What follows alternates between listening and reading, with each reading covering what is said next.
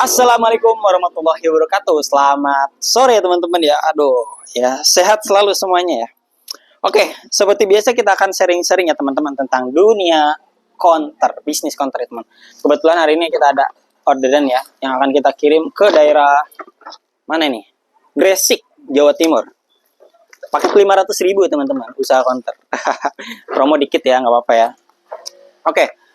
Baik teman-teman ya, pada video kali ini saya akan men-share ke teman-teman ya tentang sebuah hal yang urgen banget dalam bisnis ini. Ya, yang sensitif banget dalam bisnis ini.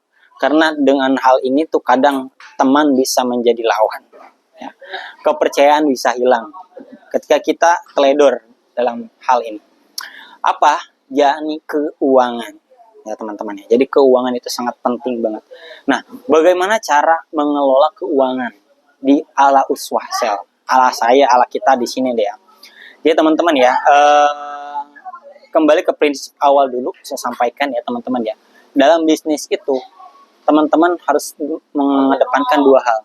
Pertama, hilangkan rasa nggak enak. Dan yang kedua, percaya boleh, tapi jangan mudah percaya sama orang, siapapun. Mau itu teman, mau itu saudara. Ya, percaya boleh, tapi jangan mudah percaya. Itu kalau pengen aman, teman-teman. Ya, ini sedikit saran aja, teman-teman ya. Kalau teman-teman masuk ke dunia bisnis, memang harus kayak gitu. Karena kita nggak pernah tahu apa yang akan terjadi ke depannya. Karena usaha itu ya bisa 5 tambah 5 sama dengan 10. Bisnis itu 5 tambah 5 bisa sama dengan 10 sampai 100. Atau 5 tambah 5 sama dengan 0, bahkan minus. Itu bisnis. Oke, lanjut ya. Tentang keuangan nih. Tentang keuangan counter ya teman-teman. Jadi di kita itu menerapkan ada namanya cut off. Cut off atau closing and opening. Opening and closing money. Ya. Jadi ketika karyawan kita atau staff kita buka counter, ya langsung semuanya itu melaporkan keuangan. Jadi dalam item counter tuh ada 3 kan teman-teman ya. Ini saya flashback dulu ya. Dalam item counter itu ada 3. Yang pertama ada voucher, kedua aksesoris, dan yang ketiga saldo. Dan yang akan kita bahas nih di saldo ini teman-teman. Saldo ini, karena ini urgen banget. Nah, saldo ini ada 2. Saldo ini ada yang bentuknya cash, ada yang bentuknya uang digital. Nah, cash sama uang digital. Sampai sini ya, udah dipahami? Nah, yang uang digital ini biasanya kalau di kita itu, kita sebar teman-teman ya. Ada yang di misalkan multi payment, ada yang di aplikasi Dana, ada yang di aplikasi OPPO seperti teman-teman ya. Atau misalkan ada juga misalkan yang di M-Banking. Nah, ini saldo. Nah, hati-hati teman-teman ya.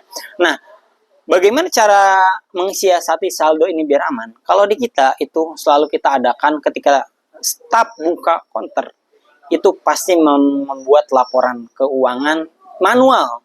Memang kita belum by komputer teman-teman, kita manual, serius, manual. Jadi ada satu grup itu khusus yang mungkin pasti ada plus minusnya, mungkin ada yang lebih maksimal dari kita tentang penghitungan keuangannya itu. Insya Allah kita juga masih tetap belajar teman-teman ya. Tapi kita lebih ke manual dulu teman-teman. Jadi dalam satu grup itu di seluruh staff itu pagi ketika buka itu mengadakan opening counting namanya. Jadi ada list misalkan cash. Jadi seluruh staff itu menghitung saldo dari yang cash maupun yang digital. Teman-teman ya itu ya. Sampai sini paham ya. Nah, dan itu di-listkan dalam satu grup itu misalkan cash-nya ada berapa. Misalkan cash ada 1 juta. Terus di Dana ada berapa? Misalkan ada 500. Di multi payment misalkan yang buat transfer itu ada berapa? Ada 300 misalkan. Dan di OPPO ada berapa?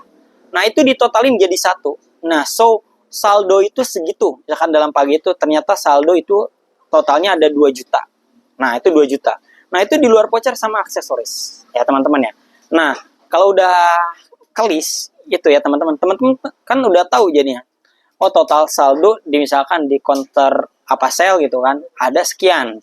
Nah, kemudian transaksi berjalankan dari pagi sampai, saran saya itu jangan sampai kita memasukkan uang di luar aplikasi yang sudah kita tentukan, karena itu akan memperibet. Jadi aplikasi itu harus tetap, jangan berubah-ubah. Nah, kemudian setelah itu transaksi berjalan kan dari pagi sampai sore, sampai malam misalkan.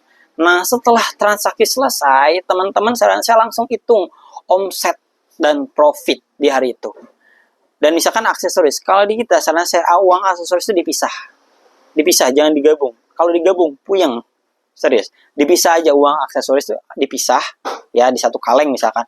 Nah, yang digabung itu misalkan uang voucher sama saldo aja, profit saldo. Nah, setelah misalnya malam pas closing itu sama.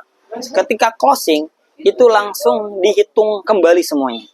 Ya, ditotalin dulu semuanya, omsetnya berapa, profitnya berapa. Ya, otomatis pasti nambah. Nggak mungkin berkurang. Ya, pasti nambah. Nah, setelah dihitung semuanya, pertama teman-teman pisahkan dulu nih. Yang tadi uang pagi itu berapa? 2 juta misalnya.